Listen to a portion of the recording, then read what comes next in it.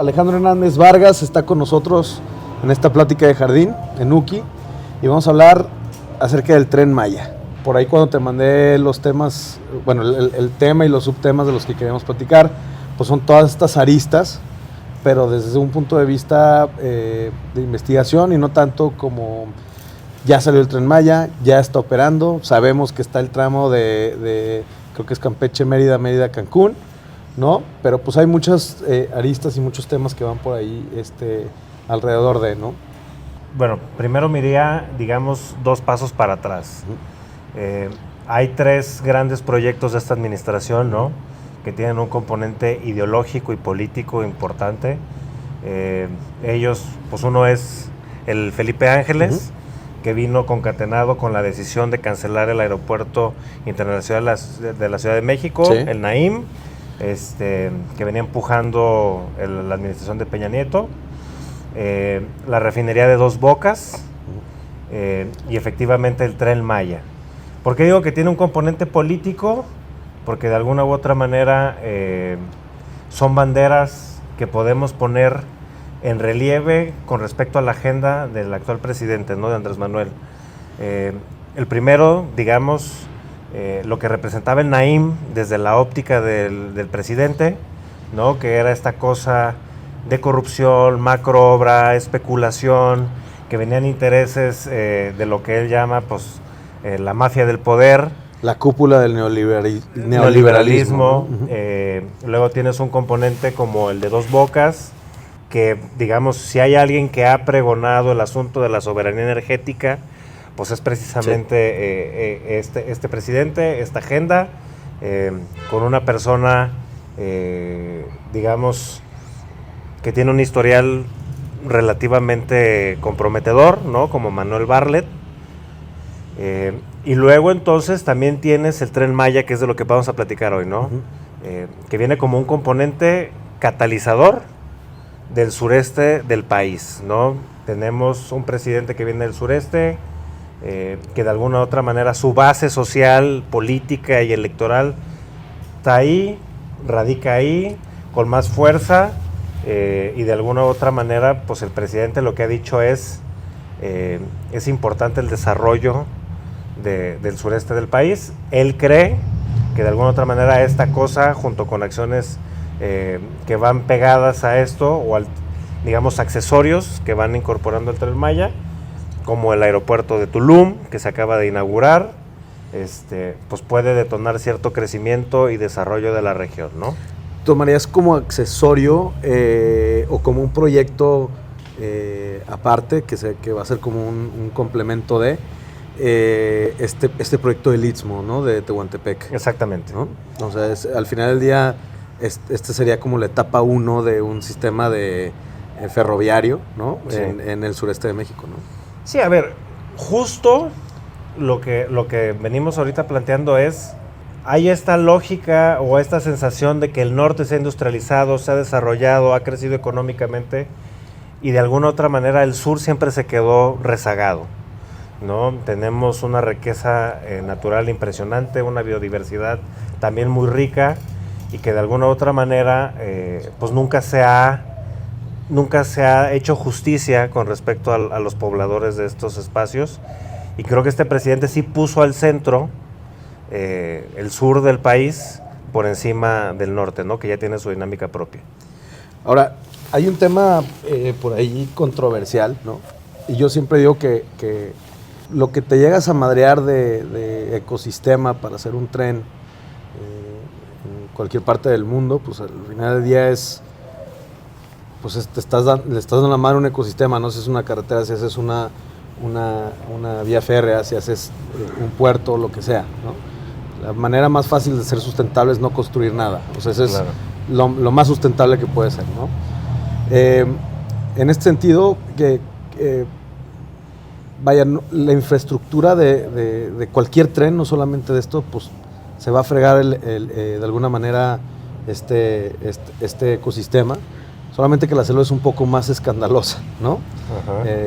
Ojo, seguramente hay otras maneras de hacerlo y demás, pero digamos que primero el foco muy fuerte fue en un tema ecológico y luego ya empezó como a entenderse un poquito más la estructura política de lo que, o las intenciones políticas que estaba tratando de hacer el presidente. ¿Qué opinión te merece? A ver, yo creo que hay un elemento relevante que se tiene que poner en relieve en términos de discusión pública, que es cualquier macroproyecto siempre genera una serie de debates en torno a eso, ¿no?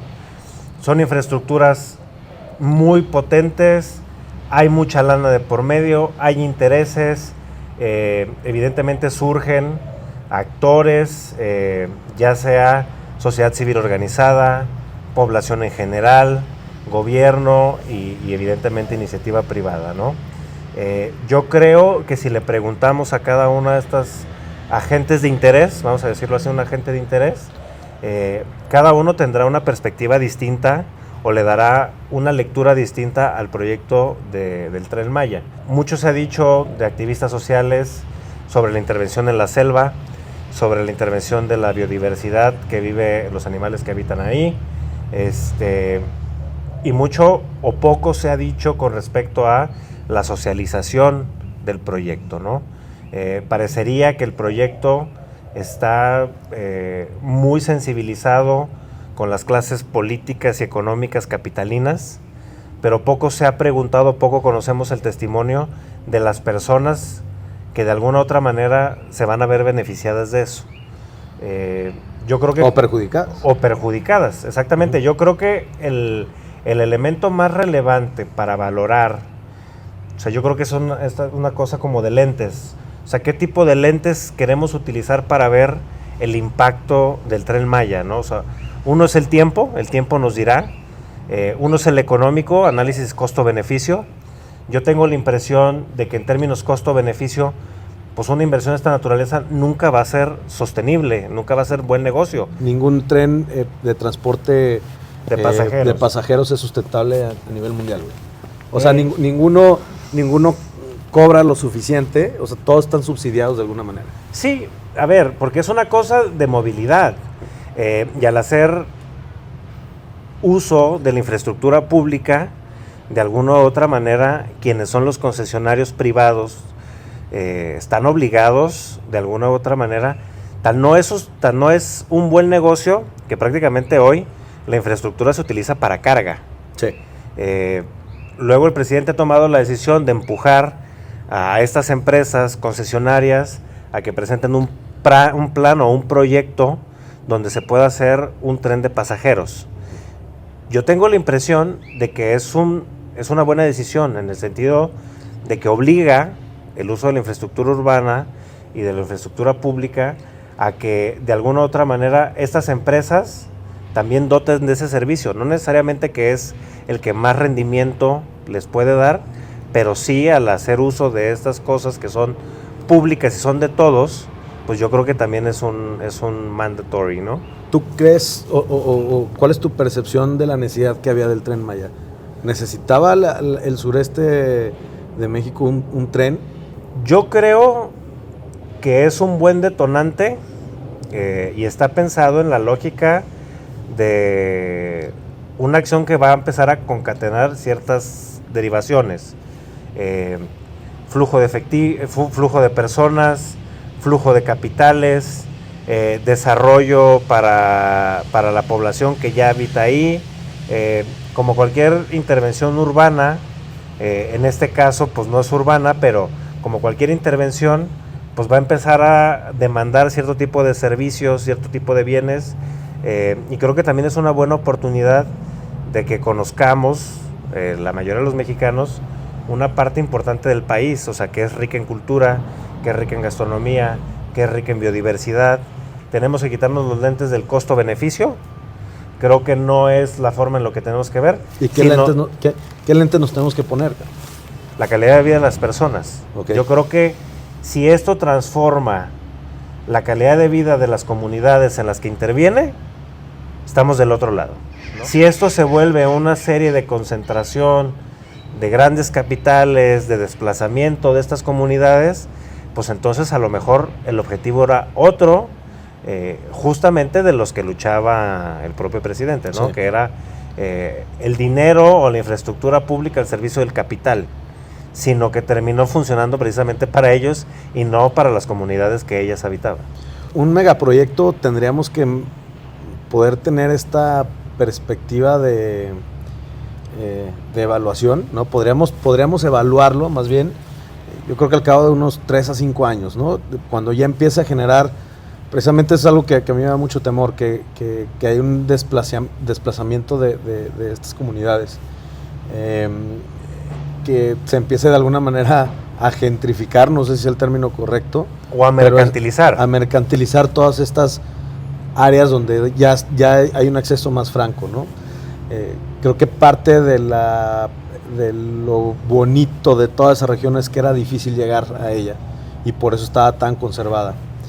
Me cuesta trabajo pensar que ahora esté cada vez más fácil el acceso y entonces empiece a mercantilizarse todo, ¿no? Entonces, bueno, ¿cómo hacer una evaluación correcta del tren? Porque luego uno opina de todo, pero no sabe a lo mejor en dónde investigar o qué puntos como específicos evaluar, ¿no?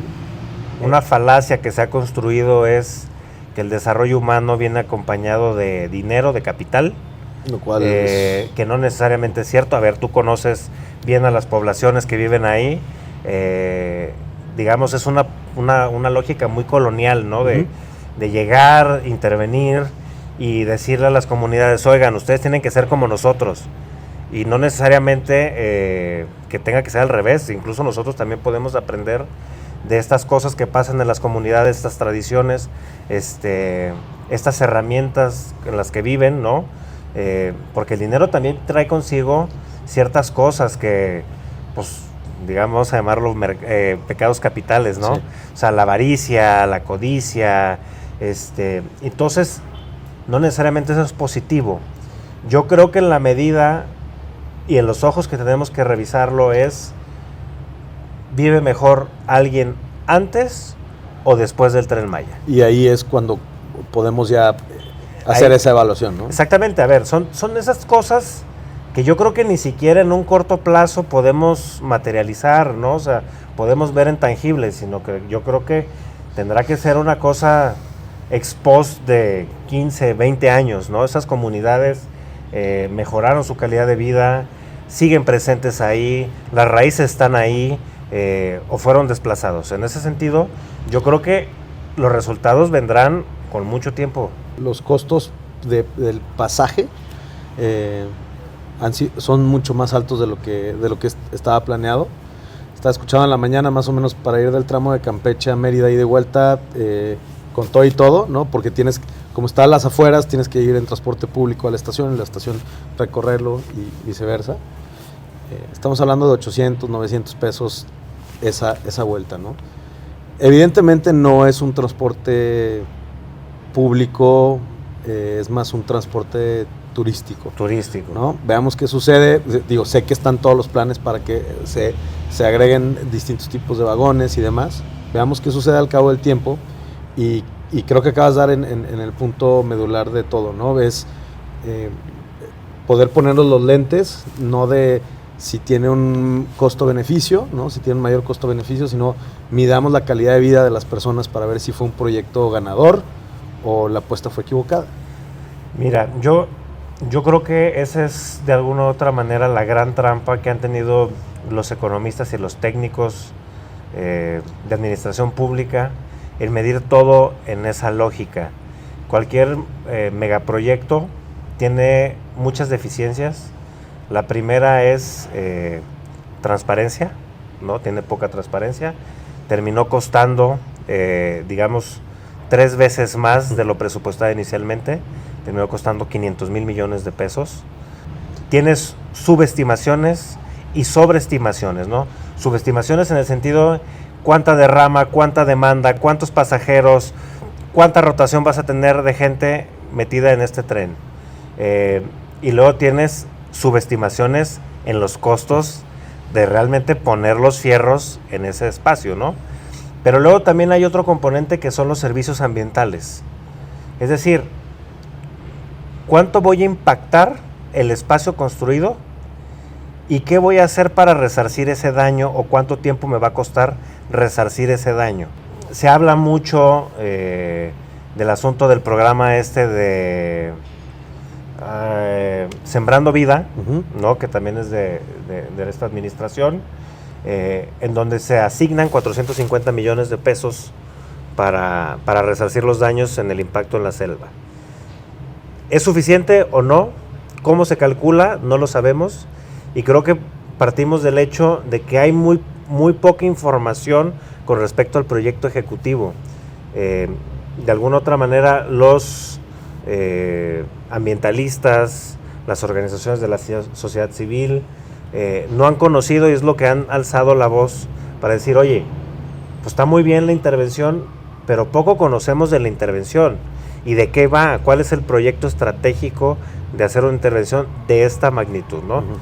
Creo que son cosas que van muy pegadas con cualquier megaproyecto, ¿no? Siempre generará mucha crispación dentro de los actores, pero luego, por ejemplo, tienes actores políticos locales, por ejemplo, el gobernador de Yucatán, Mauricio Vila, que ha sido, digamos, uno de los grandes pues defensores de esta intervención, por un lado. Tienes un exgobernador como Alejandro Murat, que era gobernador de Oaxaca, que también estaba a favor de esta decisión, y de alguna otra manera lo que te habla en términos políticos es, yo creo que es una buena decisión política poner al sur en el centro, ¿no? Okay. De la agenda pública, pero no sé si eso, pues son esta lógica de la cobija corta. Cuando a mí me da frío en el hombro y yo le jalo el hombro, pues se me destapa el pie, ¿no? Y entonces quiero infraestructura, quiero obra pública en el sur. Sí, ¿a costo de qué? Naturalmente no hay ninguna intervención ideal. Por eso decía al principio, ¿no? O sea, son intervenciones de carácter político e ideológico.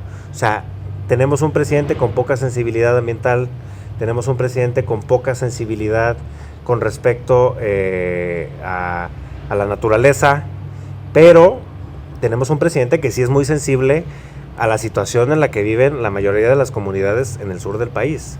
Entonces, yo tengo la impresión de que son grandes despliegues de dinero, de recurso humano, de recurso material, de tiempo, que de alguna otra manera lo que van a hacer es potenciar un clima electoral como el que estamos viviendo, ¿no? O sea, es decir, yo traje desarrollo al sur, sí, porque pues no está completo, es una obra incompleta, ¿no? Inconclusa. Entonces, yo creo que más responde a una lógica electoral y política que necesariamente a un due diligence con respecto a lo que realmente se hizo, ¿no? de esta mega obra. Más que informar o acerca del Tren Maya es un poquito ampliar la perspectiva, tanto mía como de todos los que escuchen esto, de cómo abordar o desde qué punto de vista es bueno observar este tipo de megaproyectos, ¿no? Yo creo que de alguna otra manera lo más interesante o lo que vamos a sacar de aquí y de otros ejercicios que se hagan es precisamente las mesas de diálogo, ¿no? El enriquecimiento de la discusión pública. Muchas veces lo que termina sucediendo es, tenemos visiones muy parcializadas de la realidad, y esas visiones parcializadas no te permiten ver o ponerte en los ojos de otra persona. Yo por eso a veces pienso que podemos hablar, pues es un desarrollo que responde al capital. Sí, o sea, en una lógica chilangocentrista o de ciudad, sí, podemos pensarlo así, sí, pero las personas como ustedes que de alguna otra manera han estado presentes en la vida cotidiana de las comunidades, pues a lo mejor tienen otra lógica de ver esto, ¿no? Es decir, bueno, pues llegó el desarrollo, ¿no? O sea, o esta es una gran oportunidad para mí, para mi familia, para mi comunidad, y entonces yo creo que a veces también es importante saber ponerse en los pies del otro para entender un poquito su realidad conceptual. Buenísimo. Muchas gracias, mi Alex.